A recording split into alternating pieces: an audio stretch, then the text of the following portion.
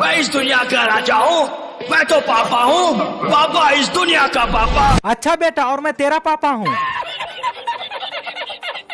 हंस क्यों रहे हो बे? चल देखते हैं किसमें कितना है दम। हाँ चल आज देख ही लेते हैं। मैं हूँ चाइना से। और सर आप कहाँ से हैं? बेटा मैं तो इंडिया से हूँ, इसीलिए इंडिया वाले दबा के लाइक और सब्सक्राइब करो। आज इनको इनकी औकात दिखानी है। अच्छा बेटा, मैं डबल इंजन के साथ आता हूँ और मैं 2x750 SHP का पावर देता हूँ। और तू बोला था ना बेटे बाप से पंगा नहीं, मैं ट्रिपल इंजन के साथ आता हूँ और मैं 3x990 SHP का पावर देता हूँ। ओ भाई साहब, आपका इंजन तो बहुत ही पावरफुल है। बेटा इंडियन आर्मी सुना इसीलिए। अच्छा बेटा, मेरी टॉप स्पीड है 900 किलोमीटर प्रति घंटा और मेरी प्राइस है 350 करोड़। और तेरा बेटा, मेरी प्राइस है तेरी औकात से बाहर, मेरी प्राइस है पूरे 700 करोड़ और मेरी टॉप स्पीड है 1061 किलोमीटर प्रति घंटा। तो दोस्तों, अगर हम दोनों की फाइट हो जाए तो कौन जीतेगा? आप लोग कमेंट में